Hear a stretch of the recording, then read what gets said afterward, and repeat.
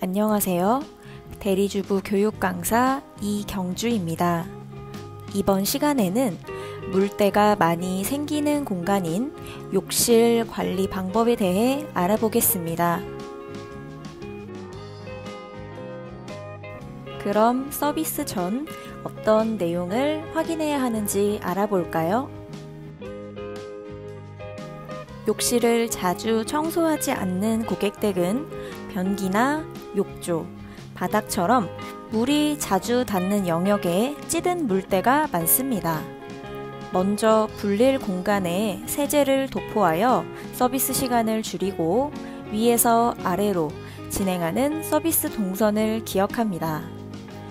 욕실이 2개인 고객댁에서는 자주 사용하는 곳을 먼저 불려 진행하도록 합니다. 욕실은 주로 도자기나 유리 재질이 많지만 대리석, 원목 등으로 인테리어한 고객댁은 세제나 물 청소 전 고객을 통해 이전 관리 방법을 꼭 확인해 주세요. 욕실의 서비스 영역을 나눠봅시다. 앞서 말씀드렸듯 물때나 찌든 때가 많이 생기는 물청소 영역과 먼지 청소 영역으로 구분합니다. 물과 비누를 많이 사용하는 공간인 욕조나 바닥, 세면대와 함께 변기 청소가 물청소 영역에 포함됩니다. 물과 비누 찌꺼기가 만나며 분홍색 또는 노란색 물때가 생기는데 이는 쉽게 제거 가능하지만 습도가 높은 욕실에 장기간 방치할 경우 곰팡이가 생길 가능성이 큽니다. 따라서 서비스 후 스키지나 마른 헝겊을 사용해서 물기를 제거해야 하며 재질에 따라 사용하는 청소 도구에 주의해 주세요. 물 청소가 진행되는 공간인 만큼 전자제품, 특히 비데 키판과 콘센트 주변을 주의하며 서비스를 진행합니다.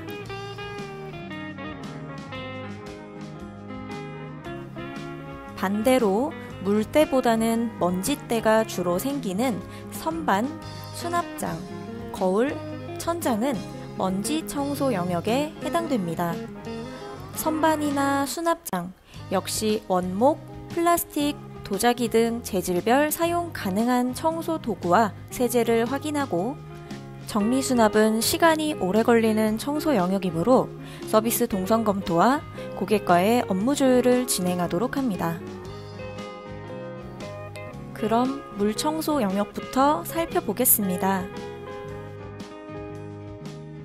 변기 내부에는 노란색의 소변 얼룩과 이미 오염된 내부에 박테리아가 번식하며 생기는 분홍색 때가 있습니다. 소변이 튀면서 변기 안쪽 틈새에서 냄새가 많이 나기 때문에 매번 변기 틈새 청소는 필수적으로 진행돼야 하며 남성의 경우 서서 소변을 보면 하루 평균 2,300방울이 변기 주변으로 튀게 됩니다. 바깥쪽 청소와 커버 틈새, 주변의 모든 물건도 한 번씩 닦아주는 것이 좋겠죠? 변기 안쪽 노란 얼룩은 소변이 원인이므로 천연세제 중 식초를 사용하면 제거가 쉽습니다. 주방세제 또는 욕실 기능성 세제를 사용하여도 좋고 변기 안쪽은 변기솔 또는 부드러운 수세미로 청소합니다. 도구가 여의치 않은 경우엔 옷걸이 끝에 스타킹을 감고 청소하는 것도 좋습니다. 변기 안쪽이 철, 녹색 수세미로 인해 긁히게 되면 틈새로 세균이 번식하여 이후 생긴 찌든 때 제거가 어려우므로 거친 도구는 사용하지 않습니다. 변기 안쪽에 세제를 도포한 후 변기 솔이나 부드러운 수세미로 때를 제거합니다.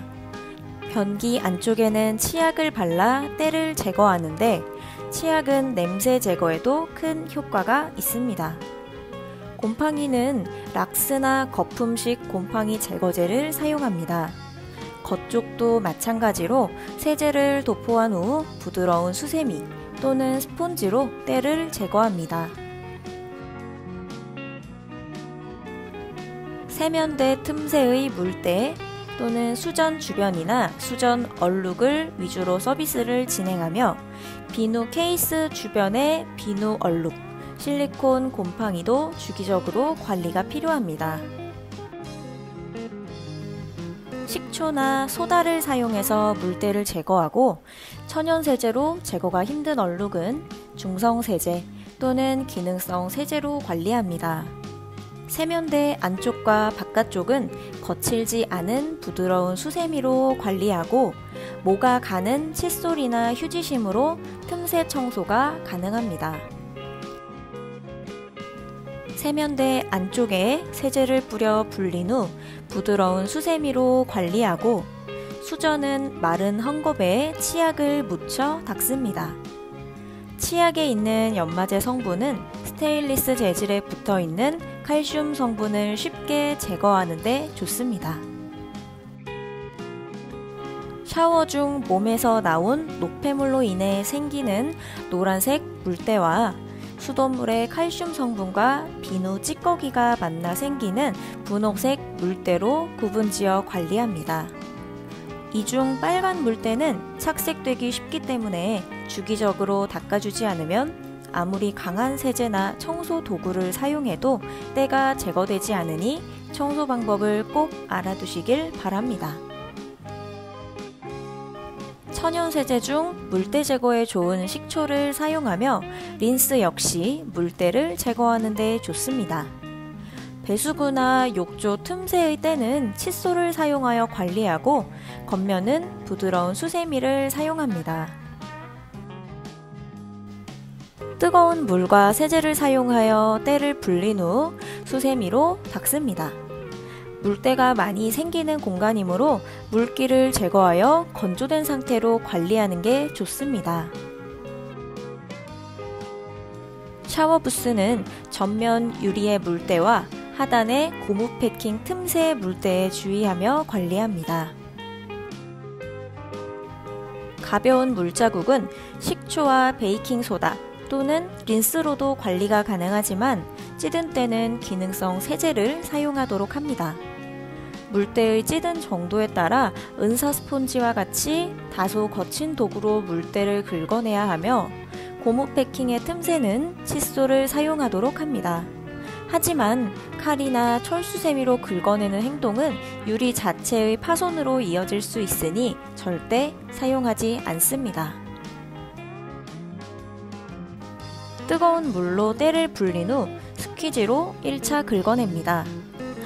뜨거운 물과 세제를 도포하여 20분간 불림 작업 후 스퀴지로 2차 긁어냅니다. 부드러운 수세미로 부스 전면의 때를 벗겨낸 후 마지막으로 물기를 제거하는데 물기가 완전히 마른 후 마른 헝겊에 린스를 묻혀 닦으면 김서림 방지 효과와 물때가 생기는 걸 억제할 수 있습니다. 샤워기 관리 또한 주기적으로 진행하는 게 좋습니다. 물때 제거에 좋은 식초와 뜨거운 물을 1:3 비율로 섞어 샤워기 헤드 부분만 담궈 30분 정도 불린 후 칫솔로 사이사이 닦아줍니다. 습기가 많은 영역인 만큼 곰팡이 제거를 요청하는 고객들도 많이 있죠. 타일 사이나 실리콘 사이에서 볼 수 있으며 여러 번 문지르는 것보다 오래 불려야 하는 게 중요하기 때문에 시간이 오래 걸리는 만큼 고객의 요청사항과 서비스 동선을 다시 한번 확인하도록 합니다. 벽면에 생긴 곰팡이는 거품 타입의 락스 스프레이를 사용하는 것이 좋고 이 중 실리콘 재질은 젤 타입을 사용합니다. 액체 락스는 흐르는 성질 때문에 키친타올이나 신문지에 뿌려 벽이나 바닥에 붙여놓는 것이 좋습니다. 샤워 커튼도 자주 빨아 건조시키지 않으면 곰팡이가 생깁니다. 베이킹소다 가루를 곰팡이가 생긴 부분에 묻혀 솔로 문지르거나 손으로 비벼 세탁한 후 건조시킵니다. 가정에서 사용하는 강한 세제인 만큼 사용법도 주의해야 합니다.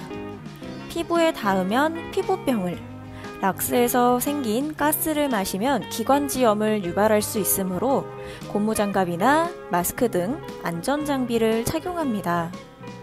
색깔이 있는 의류에 튀면 부분적으로 탈색이 진행되므로 주변에 의류가 있다면 주의해주세요. 강한 알칼리성인 락스와 식초나 구연산과 같은 산성 또는 뜨거운 물이 섞이게 되면 화학 반응하며 유해한 염소가스가 발생됩니다. 이 염소가스는 눈과 호흡기 질환을 유발할 수 있는 매우 유독한 가스이니 사용 후에는 반드시 환기를 진행하도록 합니다. 먼지 청소 영역은 주로 헝겊을 사용하여 먼지 청소를 진행하고 물 청소가 가끔씩 주기적으로 진행되는 영역을 말합니다. 샤워용품을 올려두는 선반이 아닌 문 쪽에 자리한 선반은 물이 자주 닿지 않는 공간이기 때문에 매 서비스 진행 시 선반 위의 먼지때 제거와 물품 정리를 진행합니다. 대리석을 제외하고 천연세제 또는 린스물로 먼지 제거가 가능하며 극세사 헝겊과 같은 부드러운 천을 사용합니다.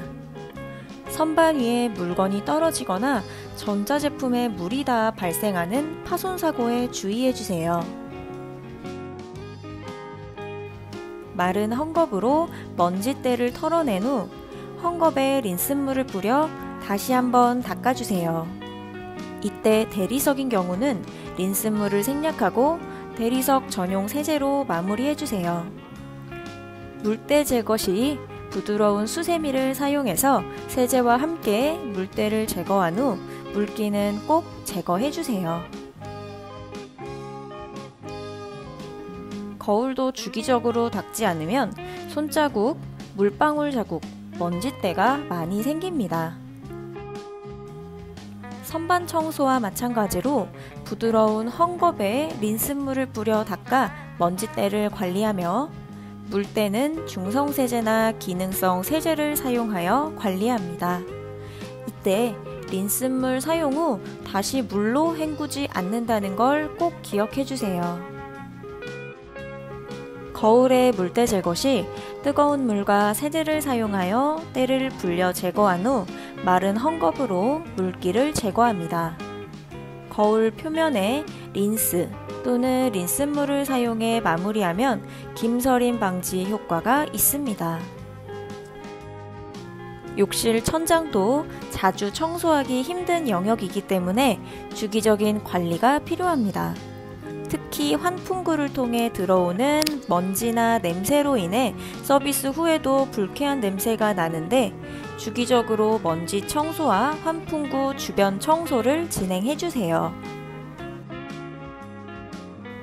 물때 제거와 악취 제거에 좋은 식초와 베이킹소다를 사용하고 마대걸레를 사용하되 의자 위에 서서 청소를 진행하는 상황에서는 안전에 주의해주세요.